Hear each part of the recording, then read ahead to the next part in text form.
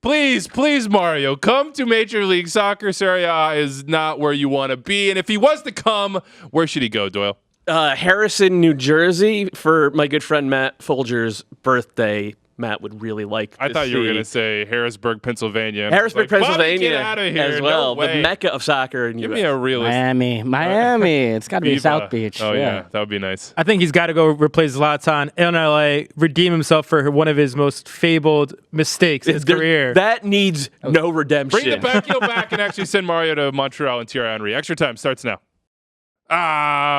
From New York, you are listening to Extra Time, driven by Continental from the AT&T MLS studios in Midtown Manhattan. I am Andrew Wiebe with my partners in soccer, Matt Doyle, Calen Carr, and in a huge change of the starting lineup, in a managerial decision that will be debated throughout the ages, Ben Bear is back, and not just back as a starter into the lineup. Starter? A full 60 minutes, Ben. Wow. Yeah, it's more of a cameo. I would feel special, but after what you guys said last week about me, I don't feel special.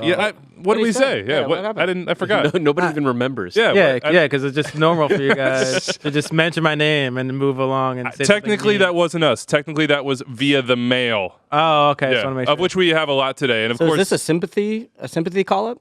I wouldn't call it sympathy. Yeah, this feels like pity. Yeah. You know. And we transferred E.T. or Gasman to pity? Lee Wynn's old club, right? Gasman. Right, he's out. Yep, he's in Vietnam. So good luck to him with his ongoing adventures. Meanwhile, we will be out of here on Thursday. It is American Thanksgiving. We know not all of our listeners are American or celebrate Thanksgiving or really care, but we won't be here. We'll be eating, and we'll tell you what we're thankful for in this MLS season at the end of the show. There are some Black Friday sales coming up for MLSstore.com, and if you're listening to this on Monday, it is up to 50% off until midnight. So go check that out if you would like to order something for yourself, for somebody else, or for Christmas, and pay attention because there will be more sales ongoing throughout the holiday season. We've got free agent matchmaking coming up, free agency. The list is out. It's about to open. We have to get to the waiver draft first. We'll talk reentry, open coaching seats in MLS, Mario Balotelli. We'll go deep into the mailbag. And you know what? Let's start with Mario Balotelli because we need to speak this into reality. And Doyle, you and I joke about this sometimes. Just say what you want. You want Marcelo Gallardo to be a head coach in Major League Soccer? Just talk about it. If you want Mario Balotelli to be in MLS, just talk about it. Mm-hmm. And literally, I think a month and a half ago, we said, you know what? Things, Mario, for you at Brescia are going to... It's not going to be great. Has this worked for you guys in the past? Oh, yeah. Yeah. What have you spoken into reality so far? I invented this job. Oh, okay. Yeah. And that was the starting point. That's pretty good. Yeah, that's a good one. Yeah, chapter 1. This is it's flipping burgers in Albuquerque. If it wasn't for this. We definitely talked about Zlatan before. Yeah. I would definitely say we spoke. You know what? Let's not get too technical with this. Okay. All right? Let's just try to make it happen. And in this case, I'm not even going to repeat what Brescia's president said about Mario Balotelli. And keeps saying. He just keeps digging. He can't stop, and he's now walking it back, but I don't care. Mario, it's time. We hear that you have interest in Major League Soccer. There are reports, credible or not, that are linking you with Toronto FC. Please come to Major League Soccer. We're not perfect. We have work to do on our own, but we will be better than Brescia. I can make that much very, very... I think I can guarantee that. I can even guarantee that, I believe. Toronto FC. Could Mario Balotelli, fit? Should he fit? Had to be no Jozy. Yeah. And there's been rumors... there was legitimate interest in Jozy from clubs in China over the past year. Ching! Yeah, so if that works out, then Balotelli would make a certain amount of sense as a replacement for Jozy as the number 9 for Toronto FC. Fringe Italian national teamers have done pretty well in Toronto. Yeah, and to be clear, Balotelli should be way more than fringe. For sure. I still think he's actually the most talented number 9 in that pool, but for the obvious reasons, it just hasn't. Yeah. Yet. With Jozy is still there, I have no idea how that would work. No, it wouldn't work. It doesn't work. It wouldn't work. And the place we all are kind of looking toward would be the Galaxy, because the Galaxy have an open DP slot, it seems, because they're going to be able to get Alessandrini back at below that threshold. Or if they don't bring him, if they can't get him below that, they're not going to bring him back. And they need to replace Zlatan, and you need to get a goal scorer. And Mario Balotelli is a goal scorer and a personality, and it's the site of his greatest triumph. The Carson was where he did that stupid back heel for Man City 7 or 8 years ago. Bring him back. Stole what I was going to say. I was literally going to say the Galaxy need to bring him just so we can get again. Just so we can get revenge It's a on. lot. Not There's revenge. millions of views. It has 8.5 million views. It's MLS's, I think, highest viewed YouTube video of all time. He is Zlatan's spiritual Even like higher hair. than the Zlatan goal. His spiritual hair to come in and Hair. You don't Hair? pronounce His hair. Spiritual sorry, hair. I had to lean into it after What I just- made a wow. complete ass of myself. Okay. There. Continue. His Show's hair. amazing. Oh my god. 8.5 Yeah, million. Yeah, it's crazy. I'm pretty sure it's the highest. Look, viewed I mean, one. he may not have Zlatan's profile. He may not have the one. I love every that single MLS place. Digital, the first thing we think about when we go for player signings is YouTube clicks. We're like, This who is going to get us? This is a YouTube show, after all. This is a YouTube Literally on show. YouTube What right are we now, doing? Calen. It's the off season, all right, Very meta. Calen? We're just trying to. You're a YouTube star yourself. You should understand this. You could have used this as So, a moment Calen, to plug the movement. does That's a the- That is mistake. not what I'm going to be telling my family during Thanksgiving. By the way. Does the on-field fit work for you? Not with Toronto, but I could see. I mean, I feel like Miami would be the more logical place for me. Big star, Miami, new South Beach. You get the celebrity, the fancy cars, literally all of the excitement. David Beckham's team, everybody that's going to be showing up there to watch him, and then Balotelli. I feel like, what is he? 29. Yeah. So, I mean, 29 years old, it's a guy you can build around for the next 3-4 years at least. He gets to start a new project. And really, it would be a big splash. It would be amazing. It would be awesome. Do you think he would equal Zlatan levels of hype? Because No. I called him his spiritual successor, but it would be more in the sense Spiritual that hair. I was trying to move past that. All right, like he has, That's not gonna happen. he has the personality, he has the quotes, he's at this intersection of society and sport and everything else with what he's been through, what he represents, the complexity of his life so far, of where he kind of stands in the way people think about him. I mean, he has it all. I think he's an incredible person. I've hoped and I've prayed for years that he'd be in MLS. Can he match up to what Zlatan did, though? No. Zlatan is a once in a lifetime kind of guy. I mean, as far as even as far as a player goes, Balotelli hasn't won nearly the things that Zlatan has won over his career, and I don't think he would garner the same type of attention outside of the soccer community. Where I don't know if he would be on all the biggest late night talk shows or any of that type of exposure that Zlatan did bring to the league. So, but that doesn't mean that he might not be a better signing in some ways, especially as far as on the field productivity goes, or building a club or getting trophies or things like that. I think he really could do that and also give you some, sort of blockbuster moments. I think what you would get is not at that level. I think because he wouldn't be on Jimmy Kimmel or wouldn't be on all these late night shows, and I don't think all of his quotes that he would say would get aggregated everywhere in terms of non-soccer related people. I don't know, man. But- He's going to be but tackling what- issues and topics if he leaves Brescia under these conditions and just who he is that are bigger than sport. And we should say he's been dealing with rampant structural racism in Italy. Yes. And over from his own fans, from his own team. And it seems like he is more than fed up with it, which is entirely understandable. Continue. What I was going to say is that in terms of soccer, people who are paying attention to soccer on a daily basis here in this country, there's a ton of Man City fans in this country, and they may feel a certain way either way about him. He did help them get a Premier League title, their first Premier League title in X amount of years. And then there's a hell of a lot of Italian national team fans in this country. Again, they may feel one way or another, but I know every single pizza place in my hometown has a picture of the Italian national team on the wall somewhere, either 1994 or 1990. East Coast bias. So on the East Coast, there's I have friends who like soccer and they don't care about USMNT, they only care about the Italian national. Okay, so let's put it out. And also, by the way, our producer, who Anders is out, but Chris Karen says he's from your hometown. That's a lie. YPP, Chris. YPP. Look on the wall. Live fact checked for you right there. Let me throw this out there. How about Montreal? How about Thierry Henry? How about Joey Saputo? Obviously, connections to Serie A and the Italian community. Why not? Why couldn't he be the striker they need? They don't have a number 9, I don't think. They have Maxi Urruti. They don't have a number 9, I don't think. 7 figures last year. They don't have a number 9, I don't think. It seems like it would be a great, Montreal's a super multicultural town.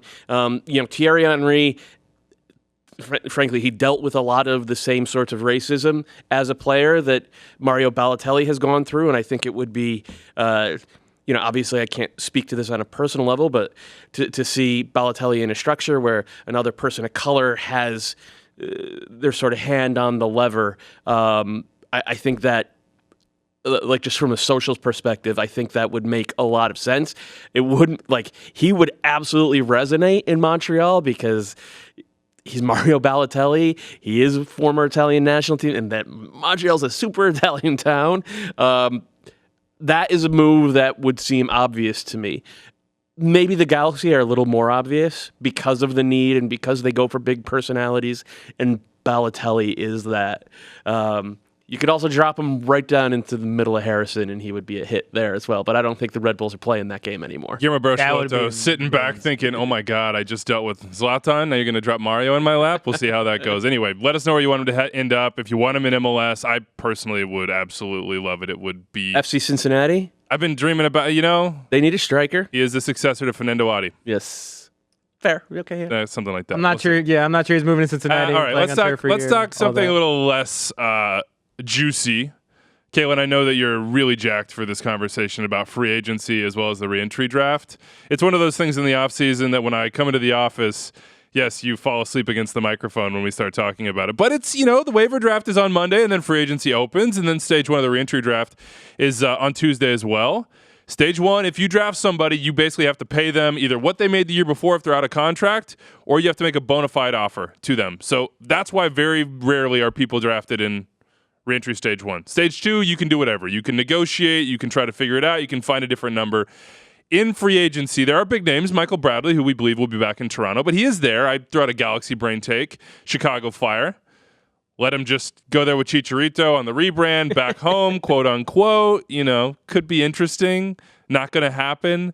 Justin Meram, reportedly in talks with Atlanta, but also the Gulf is a possibility for him. He does have a little leverage in that sense. Lernowitz's probably back to Atlanta. We have other names here. How about Breck Shea? Is Breck Shea going to be an MLS player next year? Is he going to find a home in this league? I mean, Atlanta took a flyer on him through free agency. Didn't really work out for them. Yeah, I don't think so. It's been a long time since Breck was above replacement level. I think he's 30, and we still don't really know what his position is. He's coming off a major injury. The one place I could see him may be Columbus, because I believe he played for Caleb Porter back with the U23s. And I think they had a decent rapport, and Columbus has a little bit of flexibility and a little bit of need on that left side. But there's not a super obvious fit with Breck. How about this? How about Sasha Question? I mean, you want to see him in Nashville with Dax, reunited. He's playing the understudy to Hani Mukhtar, telling him how stuff works in MLS. Teaching them all the tricks, and he's a great. Does he have to be a number 10? No, I think he can play. I think they already have three midfielders in that. If you're playing a 4-2-3-1, they have three players in that 2 spot. But I think he can play there. With Dax, he's getting up there in age. I'm not sure he's going to be able to play every game when it's like Wednesday, Saturday. Annabelle Godoy plays with the national team, so he'll be out a few games. Derek Jones, we're still not really sure what kind of player he is. I know Doyle is very high on him, but we haven't really seen him play well in MLS ever. So it's just more insurance, I think, for Nashville. Can I throw this one out? LAFC? You have to think the question wants to end up back in LA, back home. And his brother's at the Galaxy, so that's a possibility. But Bob was his first coach. Yeah, and he just lost Lee Wynn. He had Benny Feilhaber before that. He's always had a veteran presence. I mean, look, we love Atuesta Latif and Mark Anthony Kaye, but all are on the younger side. One could be sold. He could play, I think, maybe all 3 spots the way they play. He's not going to be the most crushing defensively, but he can still run. In any of those spots, you would have to be flexible around him, right? Like if he's going to play in the Atuesta spot, then you need to make sure that it's Kaye and Latif in front of him to do a lot of the running. But he can, in theory, control the game in the way that Medunjanin did last year, the last couple of years for Philadelphia. In fact, that was the role Sasha had when he was at Anderlecht. Yeah. By the way, we do have a Sasha Question interview coming up later this offseason. Sat down with him for about 50 minutes and talked about all manner of things, including those Chivas USA days, as well as the moment Bob Bradley told him, "You are not going to the 2010 World Cup." Almost had him crying on this set. It was an emotional moment, certainly for Sasha, but for me too, to see sort of from him what that meant to him still. All about later. you. All about you. Hey, look, I'm just saying, just trying to sell the interview. It's a good interview. Anybody you stand out to you, Calen? Not really. Yeah. No. I mean, yeah. This is not really. I mean, honestly, by the time you get to be a free agent in MLS, I had 5 knee surgeries by that point. So I don't know. I think a lot of these guys either want to stay, they're either in a good place or in their career or in their social life that they want to stay where they are, or it's somebody that's going to make a difference or help or go to a place they might enjoy, but it's not something that's going to really make a big, huge impact on the league. It hasn't yet been a splash thing, and that comes with, as you said, the amount of years required, which is 8 in the league. You got to be 28 as well. Well, I would say Ozzy Alonso was. Drew Moore was a Pretty splash. Drew Moore was a splash. Yeah. Sure, but not in mass. At least I think this class, Steven Beitashour, Jordan Harvey, Luis Robles should go somewhere and be a starter. Robles would probably be the one. It's in Miami, right? Yeah, Miami would be a great spot. I think as an expansion team, I think where have we seen this before? Was it? I'm trying to think. When did Raimondo go to Salt Lake? Was it in their expansion year? No, it wasn't in the next. It wasn't. Yeah, it was in the next. But one. still, Okay. I mean, it's at least it's almost like a Brad Guzan. Yeah, in some ways. That's a better example. It's like a figurehead. It's a foundation. It's an anchor. We know exactly what we're going to get out of you. And don't even think about it. Don't worry about this position. He's going to help organize a new back line. Whoever it is going to be a new back line put together. So a guy like Robles would be perfect. And by the way, in the media, in the community, he's like another executive. Like he's basically taken on that persona over the last couple of years. He strikes me as like a future GM. Yeah, the way he talks, the way he thinks, the way he, to be honest, networks within the game, you can see that his wheels are churning. He has figured out Inter Miami would be an interesting place. What about Benny Feilhaber? I think he wants to be back in LA too. He's just like Kleshin in that sense. That's where he's from. That's where he grew up. That's where he goes back in the offseason. You know, LAFC, I kind of think they've already ran that race. Yep. And then they moved on, and he went to Colorado, then Kansas City. Kansas City is done. Well, he moved on because of money reasons, correct?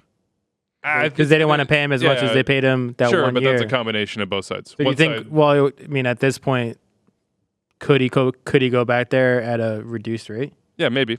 Is that the spot? Sasha question? Maybe. Could be. I mean, it seems like most of these guys are probably going to have to negotiate down. Yep. There aren't any home runs in terms of like, we have to go out and get that guy, I think. I mean, Benny can can still ball. I'm actually surprised that Kansas City aren't bringing him back because he's probably not a starter anymore, but you could put him out there for 1,000 or 1,500 minutes over the course of the season. You know, he's super smart. He can help lock down games at the end.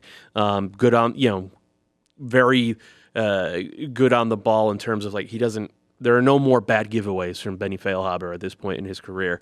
I'm surprised Kansas City aren't keeping him. Somebody wrote down Minnesota, which would make sense because they that was you? Well, I'm the one who gave Weeby the idea in his column. Really? For podcast reasons. Oh, yeah, for podcast Yeah, reasons. I'm just spilling the beans on you, Weeby. BSI podcast, now that Ike is in on that one. Yeah. Hey, podcast reasons only. Make the podcast so much easier. Yeah. And then they could just bring someone whenever the away team comes in. Would Atlanta make any sense? They lost Nagby, looking for somebody to kind of play that role. Yeah, play it's a in good one, possession. actually. I don't know. They can only sign 2. You figure they will sign Jeff Lorenowitz, Sure. who's on a very palatable deal and played a ton for Frank de Boer. Is it 2 including their own, or is it 2? I think it's just 2, but that's a great look. I've come through the CBA the other day, and I don't want to do that again. It's just it's obtuse. So. Do we think Kellen Rowe is finally going home to Seattle? He's also a free agent here. Seattle fans have basically been treating him like a Sounder since about 2015. I know for a fact that they tried to trade for him a couple years ago, and Mike Burns hung up the phone. And the kid has a tattoo of the Seattle skyline on his tricep. I'll say this: it's a little bit less attractive than it was 2-3 years for sure. ago. But you're getting him. You're getting him at a reduced rate. To go back to the Porg Smith damaged asset. Yeah, distressed asset. And he's 28, and they're not bringing Victor Rodriguez back, it looks like. And it looks like Harry Shipp is gone as well.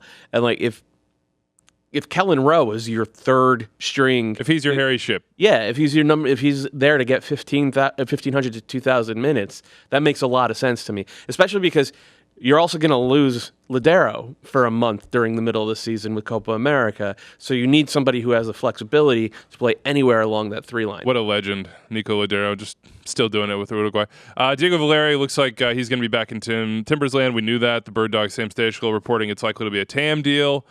They're also apparently chasing a forward from Pachuca. Reentry? Do we care enough to do this? Like, stage 1 is going to be a I highly doubt anyone's going to be anyone Mikey, of no. it's going to be the Mikey Ambrose style picks where it's like senior minimum, left back depth, put him on your roster. So remember that Miami actually traded for that number 1 pick in stage 1 of the re-entry draft. It was part of the Victor Ulloa trade. Yep. They got Ulloa and that number 1 pick for their own crappy re-entry pick, which is the last one 25. in the first round. I think it's 26. Either way. Yeah. And it might as well be the same pick. Right. And like 50,000 of GAM. So this is Paul McDonough saying, okay, the easiest and cheapest way to add depth to our club is by using these talent acquisition mechanisms. And he's a guy who's already he took Mikey Ambrose in the 2016 expansion draft. Yeah. So I expect that's going to be number 1. The only other guys who I could see going are Miguel Ibarra, who's on a very reasonable number and is a starting quality. I think he's a starting caliber player in this league. He can play a bunch of different positions. And I could see, I wrote this in my column. I led my column with this. I could see Bob Bradley taking a swing on Juan Agudelo. I could, because Bob loves to fix broken things. He just does. It's in his nature. He loves to take players and make them better. And Agudelo, we've all seen it for a decade now, that he has like A-plus talent. And he just has never been in a place or with a coach or with teammates to put it all together. Is he a forward or is he a midfielder? He's the center forward. I mean, think about his ability to combine around the box and open up space for wingers. And then think about the wingers that they've invested in on that team. I think Agudelo actually makes a ton of sense for LAFC, but it's a very, very, very, very small chance that they would go for him in round 1. They'd have to pick up his They'd have it's to not pick up his going, option. which is probably in the It's $600,000. It's a round Yeah. 2 pick. So Absolutely. there's no way he's So going. if he in stage doesn't 1. go, he's easy number 1 pick in round 2. Easily goes to Cincinnati. I don't know. Just getting the rights. You still Because gotta you don't know- negotiate. because you Does don't know- Cincinnati even have the roster spots to like accommodate Yeah, anybody they at do. this point? They I'm just do, kidding. but- That was a joke. That was a Yeah, well, I'm here. This is why Okay. I'm on this show, Yeah, so I don't deal with this. okay. All right, I tried. Ben is on the stick show to facts. not get your yeah, joke. I stick to exactly. facts. Yeah, okay. All right. Yeah, I don't know. I'm not sure. Give why me a not name go then, this Mr. Facts. A name of who? That gets Re-entry picked in draft. round 1 or round 2? It doesn't matter. I don't care. You don't care? I don't care at all. There's no part of it I care about. It could go around 1 or round 2. Well, I would love to see Joao Plata get picked around this stage 2. That would be fun. I don't think it's going to happen. Oh, he'll go in stage 2. If he doesn't opt out, he'll go in stage 2. Then that ends our re-entry draft discussion. I just can't. I can't. I can't with the re-entry Calen draft. is very engaged. Juan David Cabeza Yeah, was that really would- good. yeah. a couple years PWP ago. is in this. He's a stage 2 for sure. There's a lot of guys who could get chosen. Got to find the right spot. And some places we don't even know who their head coach will be at this point. There are 5 open head coaching slots in Major League Soccer right now. Miami, Oh, Christian Higuita. Christian Higuita's one. Yeah. This Stage is like two, the not like stage the one. Doyle greatest hits right now. Juan Agudelo. So Christian if I was- Higuita, Doyle's darlings right now. If I was into Chris Miami, Clutie's going to come out. I from would retirement. take Christian Higuita in the expansion draft just to troll Orlando Re-entry City. draft. Yeah, in the re-entry draft Right. rather, just to troll Just to make Orlando him, City. you're trying to make him the Just next to- like, Richie Larea, basically. just so Orlando City fans know what's up. There was a good part. You didn't use it. Miami. You watched Copa Lib? I did, yeah. What'd you think about that game? It was awesome. I actually tuned in. I only tuned in though for the last 10 minutes. So did I. So did I. What other game was going on at the time? I can't remember, but I was watching I watched something like else. 8 hours. Yeah, and I thought it was on at night, Wisconsin was and then playing. I turned it on, and Marcelo Gallardo was like urging on the River Plate supporters, and they're up 1-0, and he's wearing all black, and this is going to be his third Copa Lib title, The double goal, the 2 goals, the winner, and the red card. and the touching of the trophy beforehand. Oh, it's beautiful. Oh, what a final it was. And if that was it for Marcelo Gallardo and River Plate, what a heartbreak it was. They should have won this Did game. you see the way they were greeted yesterday when they returned to Buenos Aires? No, I didn't. It was like they had won. Yeah. Like tens of thousands of fans turned out and just like they were going wild for him Flares. and that team. Just Like it was crazy. one of the most heartbreaking losses I've ever seen a team Yeah, I don't know how and it the could hurt fans were still like lifting them up. It was incredible. For it to be Gabigol, for him to have touched the trophy, for him to have done virtually nothing until these final 2 goals, for him to then get red carded, it was hard to figure out what exactly I had watched. And maybe that's it. Maybe that's it for Marcelo Gallardo. I kind of am in a weird one on this because the hire feels foregone at this point. Isn't that the way it feels? That like they're getting Marcelo Gallardo, that like they aren't saying no, that's not the case. They're kind of urging that on and Jorge egging it Mas on. is coming on our Yeah. broadcast talking about Oh, like it's everybody's going to done. know who You'll our know coach the is. name. I was reading Spanish language Twitter or some tweet that was in Spanish talking about him going to Barcelona. So there is that talk, but I can't imagine Barcelona hiring a head coach who's never coached in Europe at any level. Oh, Go ahead.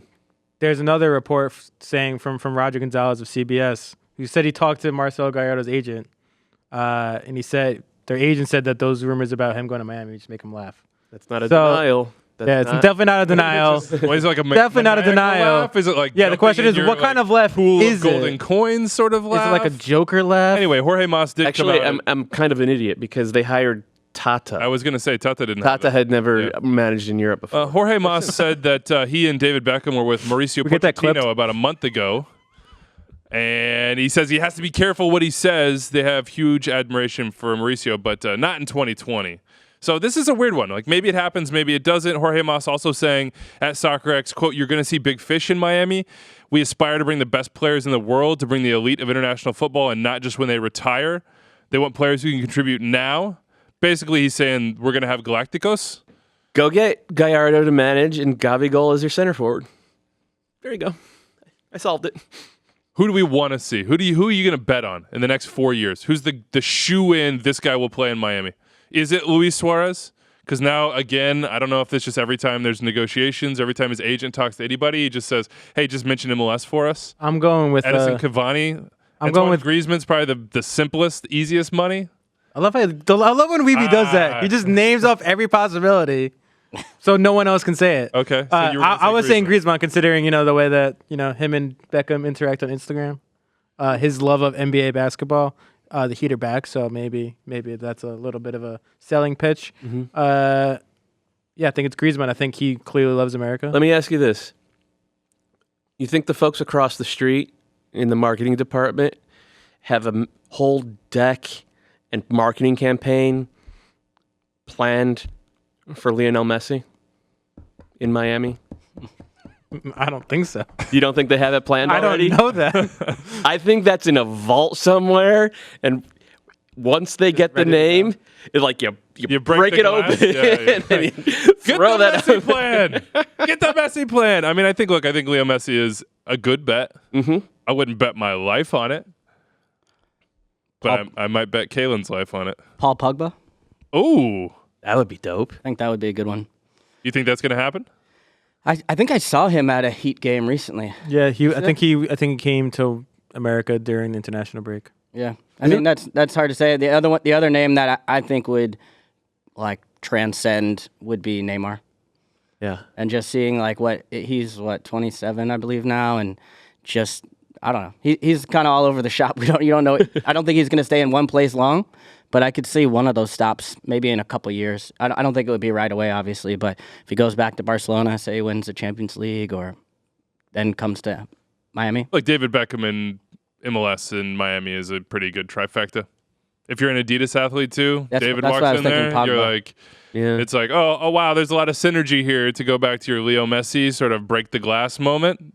Those things matter in this game. Pogba, I think, would be a star. I think he would be on all those talk shows. I think he Wait, would. you I know. really? Yes. You think he's such a bigger name Yes. than Mario Balotelli? Way bigger. Look, I don't think so. think of it, first of all, World Cup champion. And Okay. insane marketability. If you look at like anything that Adidas puts out, it's Paul Pogba. He is the face of it. He has friends across sports, celebrities, all that stuff. I think he checks like every box that you would want. I in a think DP.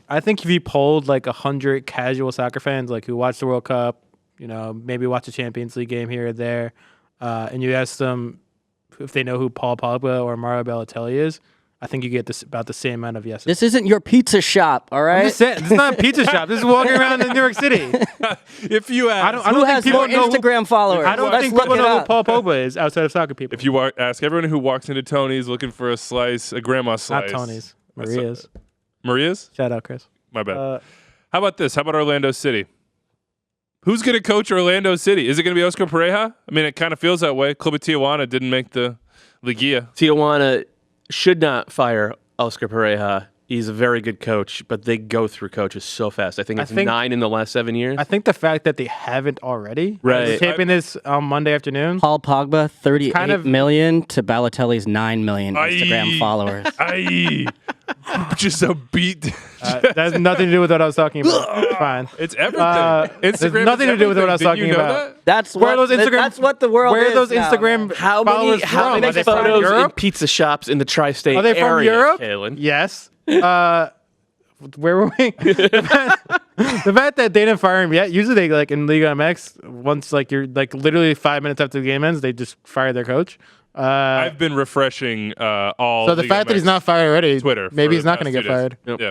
Okay. So And there are rumors that that maybe Patrick Vieira is on his way back to MLS at some point. Nice because is not. They're 5 Nice. points. They're 5 points out of a European slot, but they're also in 15th place. right. So What is the job for whoever ends up in Orlando? Like, what is the state? Like, James O'Connor, quote unquote. Yes, that's Pogba wearing a Heat jersey. There's also LeBron era Heat there's jersey? also a comment on it from Griezmann. Bring them both. Yeah, I was gonna say, Bring them both. Antoine's a little thirsty on this. The whole French national team. on this Yeah. Miami thing. What is the job? Like Orlando, every single year is will they make the playoffs? And we talked about James O'Connor giving them a step forward, at least like some defensive structure. let me just say one thing. The guy who's actually going to be coming this year, who we didn't even mention, is Cavani. I think Cavani's going to be in Miami. Anyway, how many Instagram followers does he have? Not enough. Get on I don't like. It's tough for me. It's tough for me to say what the job is in Orlando City because I just don't know how big Nani is on Pinterest. I believe Pinterest is is that Oh my God. He's more of a LinkedIn guy. LinkedIn guy? Yeah, big on LinkedIn. They have a mismatched roster. They don't like they were not able to defend and attack at the same time last year. It either had to be all defense or all attack. When they went all attack, they gave up a ton of goals. When they went all defense, they did not score at all. They have Nani, who was pretty good last year, and Perea, the other DP. And in theory, that gives you a lot of skill to build off of. But in practice, anytime those two guys were on the field at the same time, they were flammable. I don't know. I mean, Sebastian Mendez is really quite good, but he was in and out of the lineup. Chris Miller, I thought, was good the first half of last year, and he was out of the lineup by the end. Dom Dwyer, if he had even an average season, like that team is maybe in 7th place in the Eastern Conference, but he didn't. Dom Dwyer was just miserable in front of net. At the same time, Tesho Akindele actually scored more than anybody. He had 10 goals last year, more than anybody kind of thought he had in him at this point. So they did make up some of that, and they missed the playoffs again.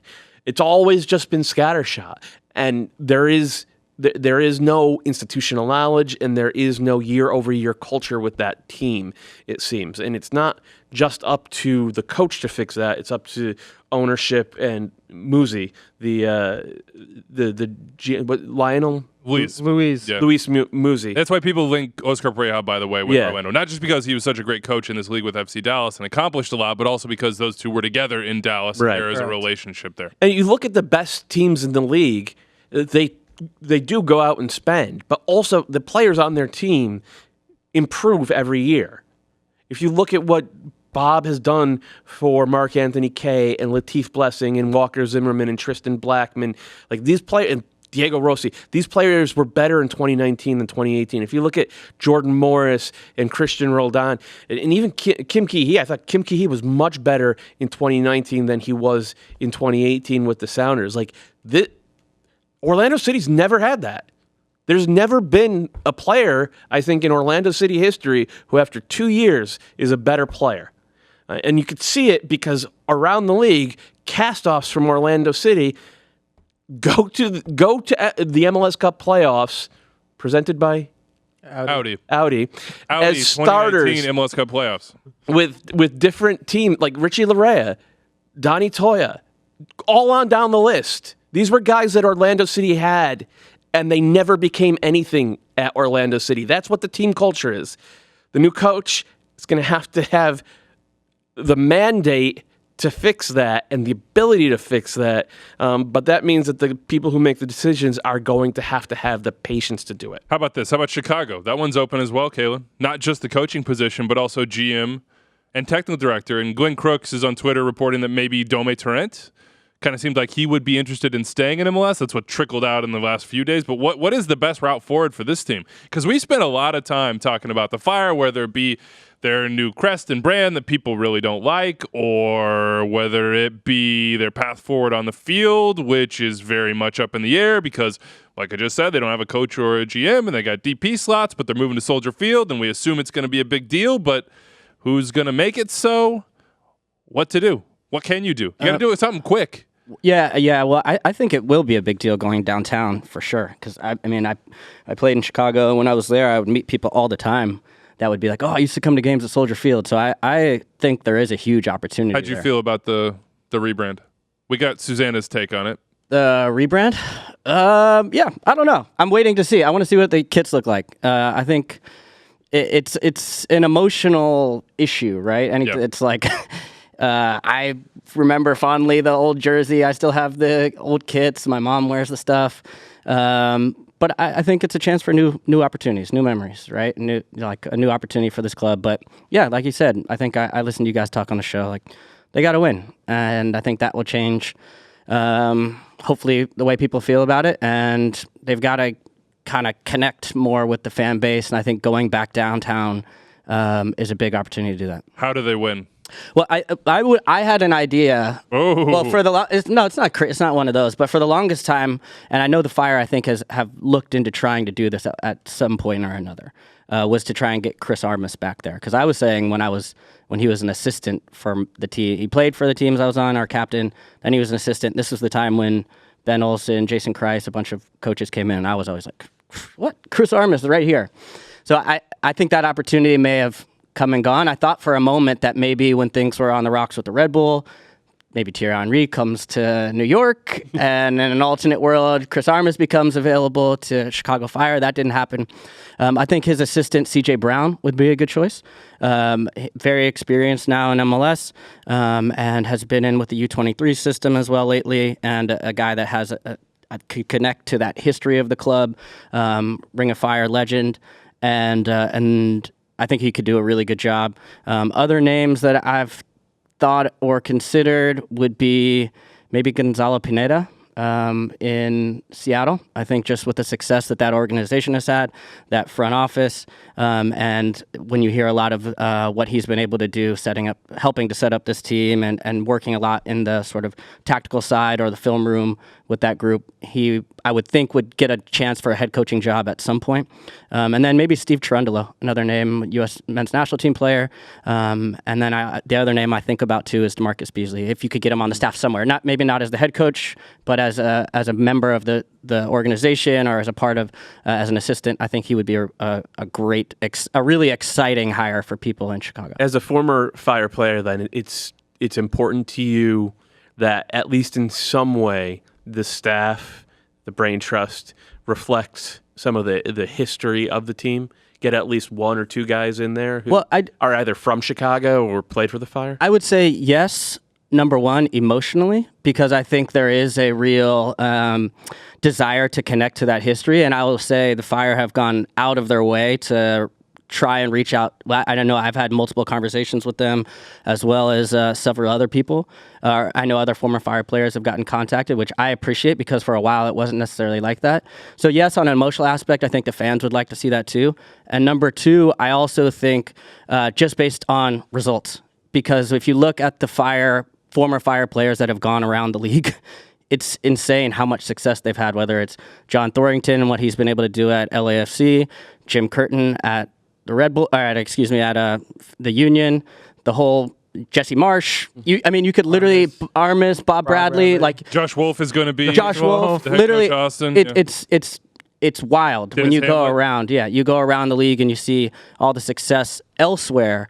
So to me, there's a reason why that's happening, and it's because the Fire were so successful and because there were people like Bob Bradley that really helped build this thing, and Peter Wilt in the early days, and a lot of the players that played for that club that were so successful have gone on elsewhere. So I think there is, number one, from an emotional standpoint, and number two, I think just from a result standpoint, I think it would be smart. It would be a smart decision to bring somebody back who understands what that is and could connect. Going back to the head coaching thing, so over the weekend, Glenn Crooks from, help me out, WFAN and Pro Soccer USA? Yeah, I think Pro Soccer USA for Pro sure. Soccer, and I saw the Dome Trent thing. That's what you're talking about? He's on the NYC radio. He broadcast. tweeted something to the extent, essentially it was Dome Trent who left NYCFC a couple of weeks ago.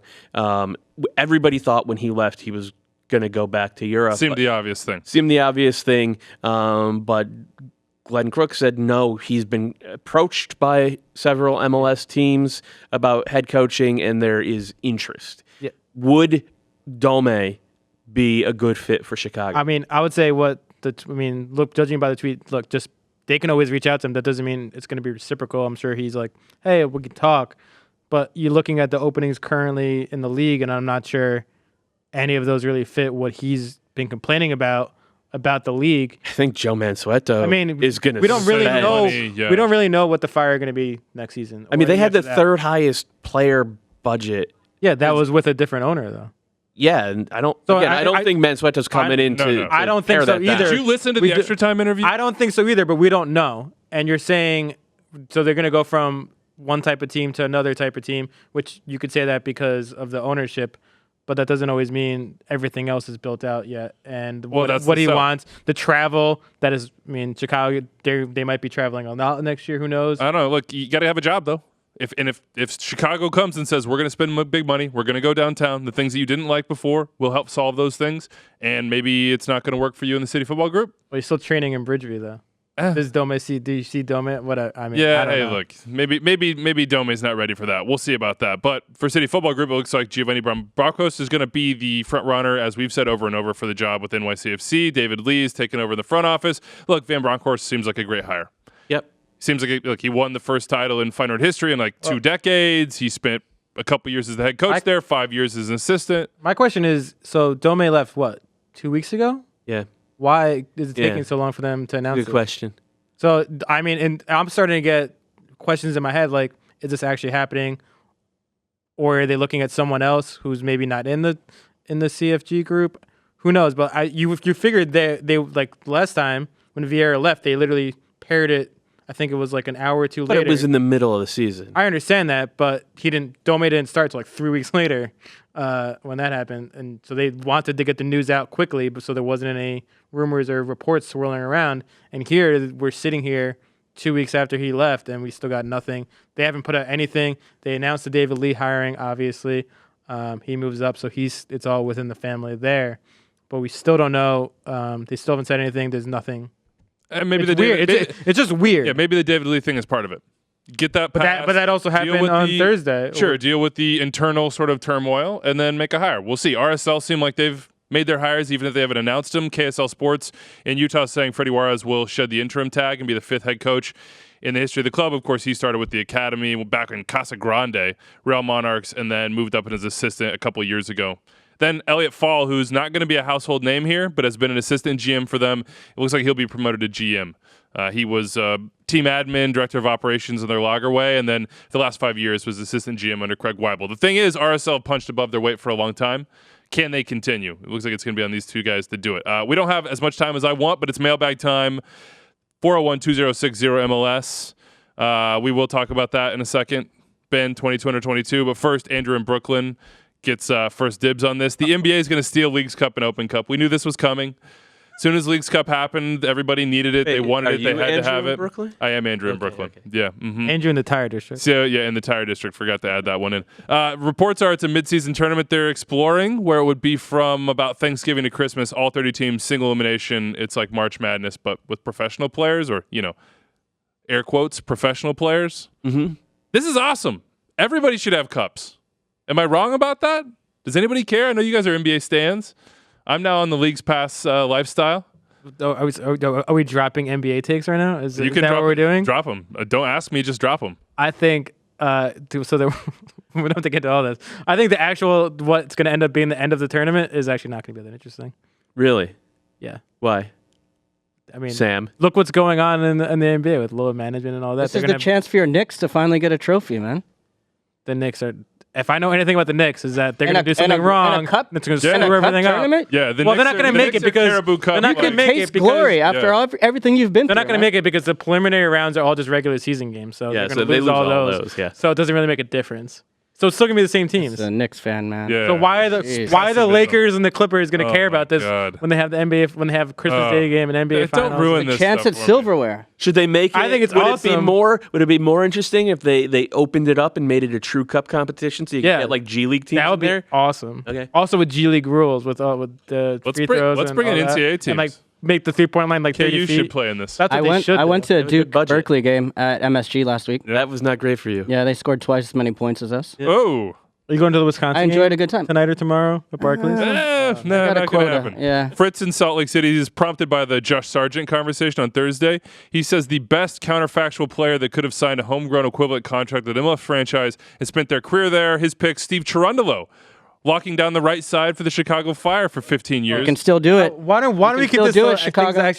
Why don't we do this from 2010 onward instead of going all the way back? Okay, so give me a 2010. Why are you picking holes in everything we do here? DeMarcus Beasley's on the left side for this. And Aguchi Onyewu, according to Fritz. Yeah, but it didn't exist, but this is an alternative reality.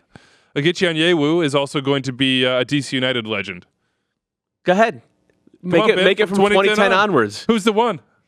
This is pure Ben Bear. Wow. Immediate hot fire Derision criticism and with no solution. It could be Jordan Morris. So it makes a could have been Matt Beasler. editor. Those guys are in there. Jordan Morris was one. How about this? Jake from DC. Here's a would you rather. Clint Mathis for Atlanta United. Yeah. That would have been, and he would have, oh man. God, I love young Clint.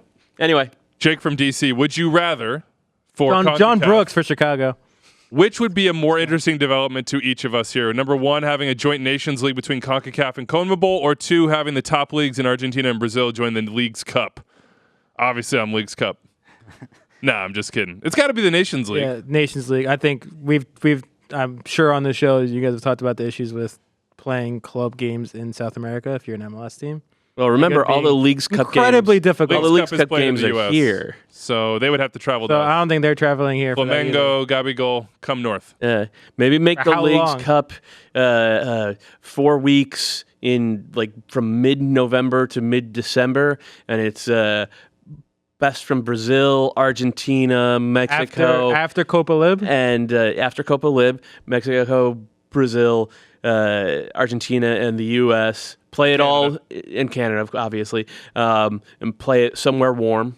Host it down in Florida or all in Southern California or all in Texas. I'm giving people ideas. There's going to be a new tournament just like that next year. Joseph Lowry says, after finally catching up on this episode, all I have to say is that I listened to or watch an all Extra Time cast perform any number of Broadway shows. Mm-hmm. How did you feel, Calen, about the Broadway Open? Are you a Broadway stan? I mean, I'll just put it this way. I was sitting outside. Right. I watched the last 20 minutes live. You guys should do a live show here. I guess we should. Fans, like, right? Yeah, I got to watch it, and they came out, and this continued for another 20 minutes in the green room. I thought it was a bit much. Well, Susan, I didn't think it was a bit much. Well, and David Goss in Broadway shows didn't think it was a bit much. Here's what Susanna had to say in absentia about what Broadway musical we should perform as a cast. She says she'd pick Chicago simply for the cell block tango scene. She says she's Velma Kelly, obviously. But here's the cast. Doyle, you're Pop. I'm Six. Goss is Squish. Bobby is Uh-oh. I don't think that's the way you say it in the musical, but that's how I say it at my house. Yeah. Because she's saying she didn't actually kill him. Cicero is going to be Susanna. And then Between the Lipschitz waiver is draft and this Broadway bit. Here's a good one for you. How do you like this one? I know. Who's your all-time, this is from Soccer Never Sleeps, Jersey Jonathan. Who's your all-time played every minute of their professional lives in MLS 11? I put mine together, so if you disagree or have a different... So I have Nick Raimondo in goal. Yeah. He beats out Kevin Hartman and others, but I just feel like Nick basically saved 1 and 2 PKs over the course of a career and has all the records, including most wins, best winning percentage, all that stuff. So I'm taking Nick Raimondo. My back line looks like this. Right back, Graham Zusi. Center backs, we're going on Doyle's suggestion to a 5-man back line because we need to have Eddie Pope, Chad Marshall, and Matt Beasler in our lineup. So Graham Zusi did not play right back for, I would say, half his career? Sure, but he's so I'm going to go Stephen Beitashour for right back. Guy has won 3 Supporters Shields, MLS Cup, Canadian Championship. I'm going because he's actually played right back. That's fair. No, it's fair. I'm going to go Justin Moore at left backs. We'll get the gang back together. This is Toronto FC all over again. Any list without Dwayne De Rosario is not a list. But I think Dwayne De Rosario, he had a little bit of time in Europe. It was he did. Just a little bit of time. He played for the Lynx. Before there was MLS, you're gonna count? No, it's not before MLS. No, there was MLS. I think he played for. Go double check this. FSV's Zwickau. Yeah. Also, he played in the indoor league. So that's a bummer. But my D mid is going to be Kyle Beckerman. But see, here's where you get back into that complicated part. Because Shalry Joseph, I want to have him in my team. David would not allow me to put him in. But he played for the New York Freedom and FC Boston. So those count against him. Chris Armas played for the Long Island Rough Riders. USISL. I think if it's pre-MLS, it doesn't count. MLS, so we could get Chris Armas in. So I'm going to go for my team. It's going to be Shalry and Chris Armas for me in that midfield. And then I'm in front of them. I don't know. I'm thinking maybe it's Darlington. Maybe it's probably Darlington. Maybe Davey Arnaud gets a shout. Maybe Brad Evans gets a shout. And then up front, you have some options here. I think you have to at forward go Wando and Cunningham. Yep. Have to. And then you could go Brad Davis. Steve Ralston would be in my team personally. Justin Mapp cutting in from the right side maybe. Steve Ralston has to be. Yeah, he's in. Mike McGee, Eddie Gavin. Throw those in there? Not Eddie. No? Could have. They're on my bench. I think we could... Best 11 Justin Mapp 2006 was insane. He was so good. Justin Mapp in 2013, I think. And then Justin Mapp is one of those like if things had just gone slightly different, found the right coach earlier in his career type of guys. Doyle wrote a lot of comments about Justin. I did back in the day. I did. Justin Mapp was thick. How about this one? Jared from Milwaukee. The year is 2012-ish. You're starting a new expansion club from scratch. Assuming they're all available, you can have either Diego Chara or Osvaldo Alonso, and either Diego Valeri or Ignacio Piatti. Knowing what you know now, production, durability, leadership, etc., which 2 players do you choose for your new club? I'm going Ozzy and Valeri. Yeah. Ozzy and Valeri, that's the choice? Yep. Which is great. How does that team look like in your mind? What does that mean? Speaking to the microphone as well. This has been killing What does that mean? Show. What does that mean? I don't know. You started. How does it look any different from what they both have done throughout their entire careers? I think you pick. I'll just go into. I think you pick Ozzy because he does get less yellow cards somehow, and has generally been more better passer. He's generally been more available. He's a better passer, and then Valeri Piatti I think is another one where Piatti's gotten injured a lot over the course. Valeri has had 1 or 2. Piatti plays on the wing, and he's great. He's one of the best wingers in league history. Valeri during his best seasons played as a number 10, and number 10 is just it's a more important position. And so if you had you're probably going to end up playing a little bit like what Portland played during all those Chara Valeri years, but a little bit less on the break because Ozzy's just a better possession defensive midfielder than Chara was or still is. But like you can't go wrong with any of those four guys. And it still blows my mind that Portland had prime Valeri and Chara and still managed to miss the playoffs twice. Like that should be impossible. It is incredible that happened. All right, it's time to be thankful this season, and if we can get the background music going here, just to set the the mood for this year. Only in America, not in Canada. We've talked all about this. You've been on top of that for us. I appreciate that. Not everybody celebrates. Canadians, you can be thankful as well. We can still be thankful for things without a holiday, and you should be. Calen is thankful for Instagram and email on his phone. Slack. Yes. Don't slack me. Never slack Calen. Whether you celebrate or not, what are you guys thankful for this year? We've done a lot of shows. We've watched a lot of soccer. We've discussed both the ridiculousness and the serious side of MLS and North American soccer. What stands out to you? Zlatan. Zlatan. Mainly just to watch the madness around it. I was so fun to watch. Is this music going to keep going? Yeah, it's going to keep going. Okay. We're trying to set It feels weird. I'm like, I feel like I should take a sip from your glass of red, have a little bit of the charcuterie. Terrible Keurig, but yeah, we have an espresso machine back there, right? do you really? Yeah, it's right back here. Yeah, I'm for all the reasons. What I mean, because of Zlatan. I'm gonna say this is the answer that I should normally take. What are you gonna miss the most? What were you thankful for? I mean, it broke my heart that Mourinho came out and said he wasn't gonna go to Tottenham, and I'm an Arsenal supporter. I don't want to say goodbye. I want him to be in my Instagram feed. I want to watch him play. I want to see his quotes. I can't let go. It's too much Premier League talk. If you'd like to communicate with Calen at any time, please drop in the DMs on Instagram. It's the only way I communicate. Yeah, he doesn't answer texts. He Emails. certainly isn't on Slack, but definitely not on Slack. definitely the DMs are where he would be. I am thankful for the new playoff format. It It was so nice. It was was so much better. Yeah. For all of That's a good not one, only also. like us for content reasons and just life reasons, I would say. It also made everything easier to talk about and understandable. It was great. Yeah. Every game was, not every game, but almost all the games were lit. Uh-oh. There we go. Oh boy. We're still using that? That's not a thing, No, right? we never did, but you did.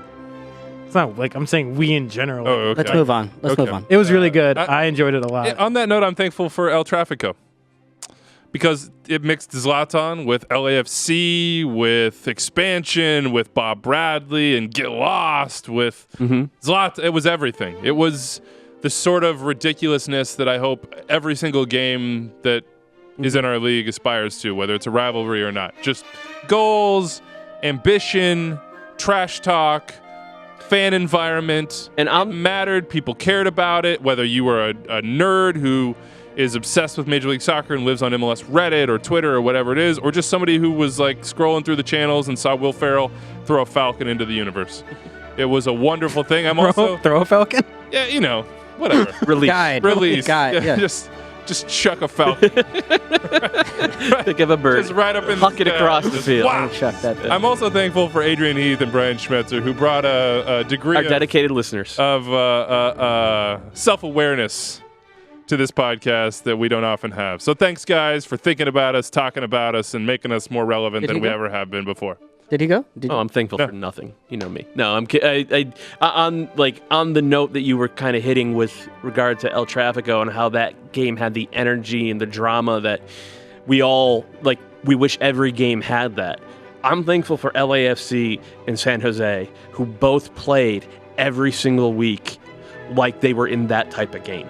Every single week, they went out there and were hell bent for leather, man. They just played harder and with more intent than I think you usually see during the MLS. Is this the same San Jose team that collapsed at the end of the season? Yeah, because they're not very talented. They only had one guy who could score, and he's 37.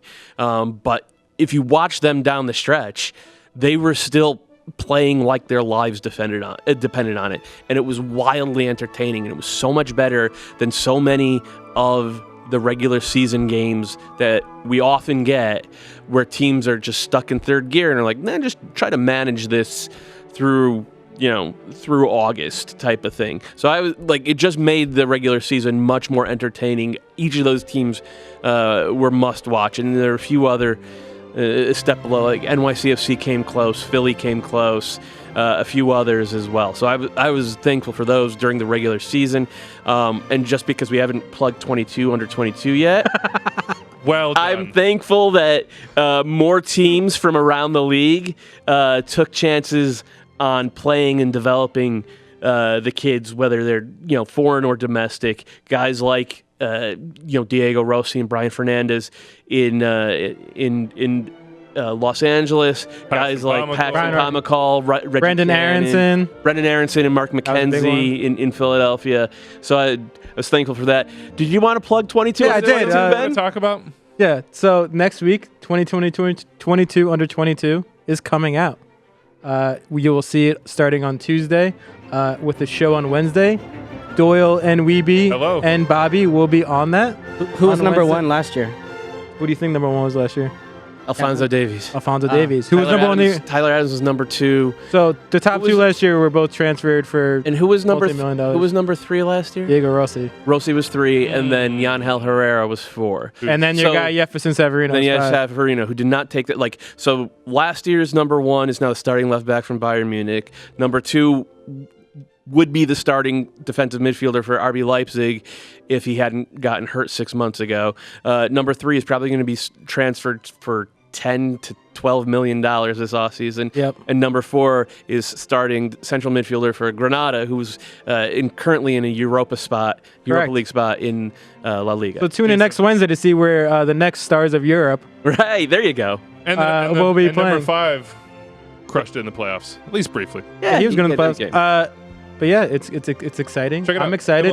There will be a fan vote, so you can put in your own what you think and tell us. I'm sure it's going to be like Barco number 1, and then George Bello and all the Atlanta players. Yeah. So vote against that. They'll vote for Gosselin, who they just cut. But yeah, they'll still vote for him. Yeah, I think he's still going to be in the list. But yeah, this is way more exciting because we're doing it at this end of the season now. We got a lot of complaints in previous years because we did it in the middle of the season. Guys got on a hot streak and we didn't get them in. So now we got the whole season to look at. 22 under 22. Sorry, next week. MLSsoccer.com, all the details. Before we get out of here, I just want to remind you that turkey is trash meat and should not be served at any dinner table. Learn how to cook. And certainly not in a celebration of any sort. It's mediocre and turkey with gravy is really good. Again, gravy is good. Turkey is not so good. That's it for us. Enjoy your holiday weekend if that's what you're going to be doing. Deep if not, fry it with Filipino spices. We'll be back on Monday with more. We'll see you then.